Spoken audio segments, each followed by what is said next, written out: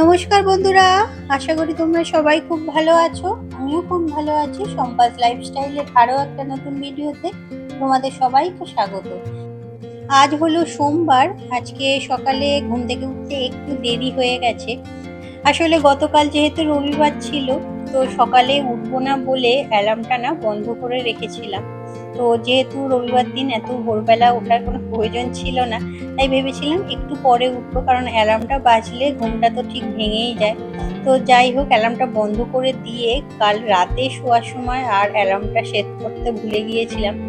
আর আমার জানো তো, যেহেতু 4টের সময় ফোনে অ্যালার্ম দেয়া থাকে, তো প্রত্যেক দিনই ওই 4:45 নাগাদ একবার করে ঘুমটা ঠিক ভেঙে যায়, মানে অ্যালার্মটা বাজার আগে।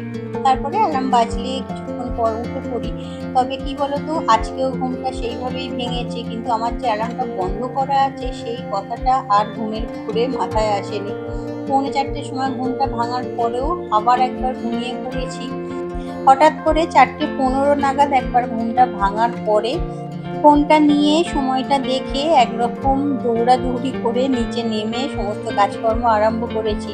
কারণ তোমরা তো জানোই, সকাল থেকে একটার পর একটা আমার রুটিনটা এমনভাবেই সেট করা থাকে। 10-15 মিনিটও যদি কোথাও একটু আধটু লেট হয়ে যায়, তাহলে দেখি একটার পর একটা কাজ সব কিছু গন্ডগোল হতে থাকে। তো যাই হোক, তাড়াহুড়ো করেই সকালে উঠে সমস্ত বাসি কাজগুলো কমপ্লিট করে নিচ্ছি। আর বাইরে তোমরা দেখতে পাচ্ছ এখনো কিন্তু পুরো ঘুটঘুটে অন্ধকার, কারণ ভোর হতে এখনো বেশ খানিকটা বাকি আছে। তো চলো ওয়ার্কআউটটা শুরু করি। আর জানো তো, কাল যেহেতু এত ভোরবেলা উঠে কোনো রকম ওয়ার্কআউট করিনি, তো আজকে মনটা বারবার হচ্ছিল যে আজকেও একটা দিন রেস্ট নিয়ে নিই। এটাই হয়, প্রত্যেক দিন যদি একই কাজ অভ্যাসবশত করা হয়, তখন দেখবে সেই কাজটা করতে কিন্তু ক্লান্তি অনেকটা কম লাগে। তবে ওই মাঝে একদিন গ্যাপ হয়ে গেলেই তখন কিন্তু অলসতা আবার এসে যায়। তো আজকে শুরু করতে ওর জন্য একটু দেরি হয়ে গেছে।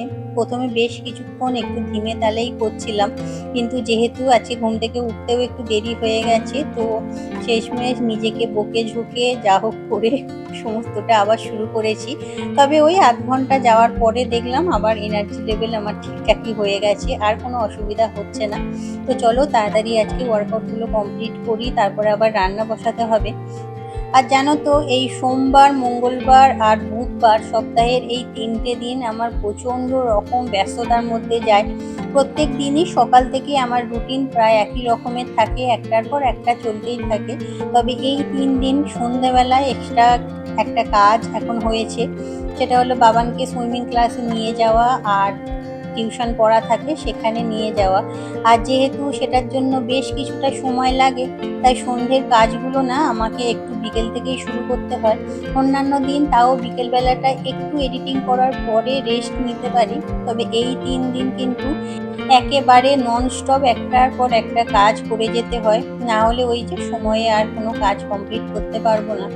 আমার ভিডিওতে জানো তো, তোমরা অনেকে অনেক সুন্দর সুন্দর কমেন্ট করো।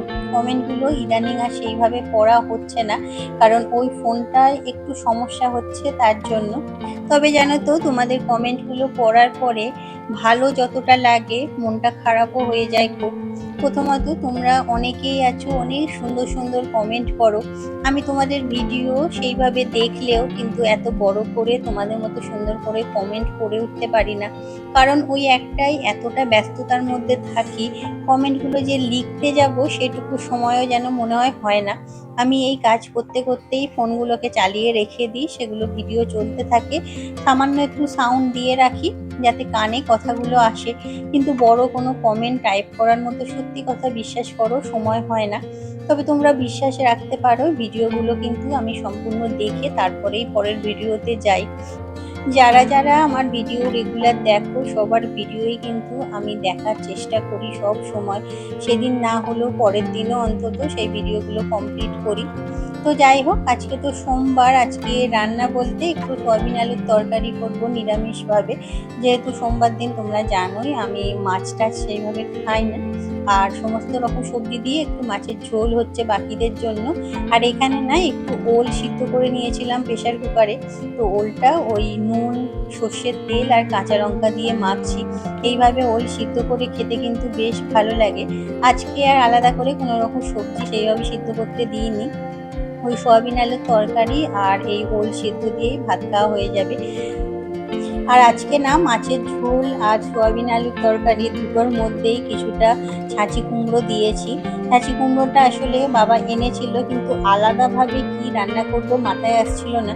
আর তাই না মাছের ঝোল আর সয়াবিনের তরকারি দুটোতেই একটু করে ছাঁচি কুমড়ো কেটে দিয়ে দিয়েছি। ঝোলের সঙ্গে কেমন হয়েছে খেতে বলতে পারবো না, তবে সয়াবিনের তরকারিতে কিন্তু খেতে বেশ ভালোই লাগছিল।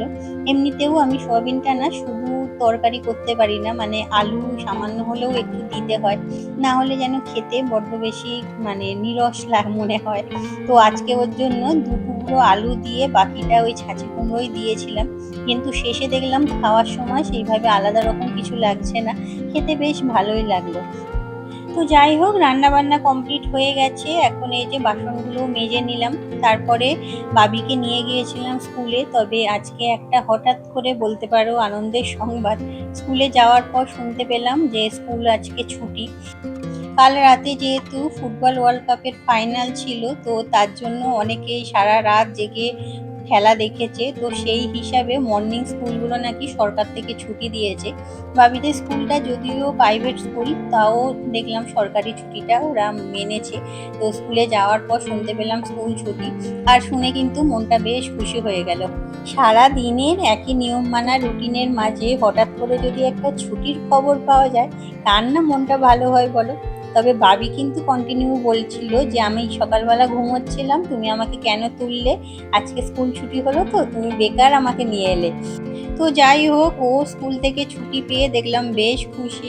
অন্যদিন স্কুল যাওয়ার জন্য যতটা আনন্দ থাকে, আজকে স্কুল থেকে অসময়ে চলে আসতে হয়েছে সেটাতেও দেখলাম বেশি আনন্দ পেয়েছে। তো এখন নিচে একটু খেলা করছে ও, আর আমি এখানে কিছু কাঁচা জামা কাপড় ছিল সেগুলো একেবারে গুছিয়ে রাখছি। আর জানো তো, কাল না একটু রোদ বেরিয়েছিল, তো জামা কাপড়গুলো সব বারান্দাতেই শুকিয়ে নিয়েছিলাম, তার জন্য তাড়াতাড়ি জামা কাপড়গুলো বেশ শুকিয়েও গেছে। আর এত কিছুর মধ্যে আর একটা আনন্দের কথা হলো, আজকে বাবানেরও স্কুলটা ছুটি আছে। তবে সেটা ওয়ার্ল্ড কাপের জন্য নয়, ও স্কুলে একটা প্রোগ্রাম আছে, তার জন্য ওদের সোমবার মঙ্গলবার দুদিনই পরপর ছুটি আছে। তো বাবানও স্কুল থেকে যাবে না। তবে ওর ঘুম থেকে উঠে থেকেই মন খারাপ, যেহেতু আর্জেন্টিনা হেরে গেছে। এরা সবাই হচ্ছে আর্জেন্টিনার ফ্যান, তবে আমি ফুটবল খেলা খুব একটা দেখি না। আর ভোরবেলা যেহেতু অনেকটা সকালে সবাইকে প্রায় উঠতে হয়, তাই রাত্রেবেলা ফুটবল ম্যাচটা দেখার চেষ্টা কেউ করে না।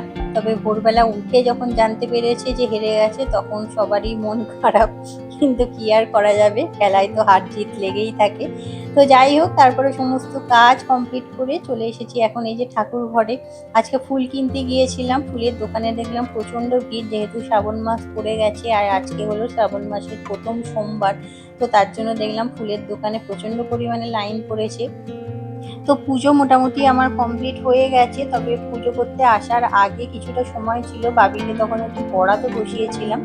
আর কমপ্লিট করে এখন হচ্ছে সন্ধেবেলা, এখন এই যে বাবানকে নিয়ে এসেছি সুইমিং পুলে। তোমাদের আগেই বললাম এই সোম মঙ্গল বুধ 3 দিন এই ডিউটিটা আমাকেই করতে হয়, বাকি দিনগুলো তোমাদের দাদাভাই করে।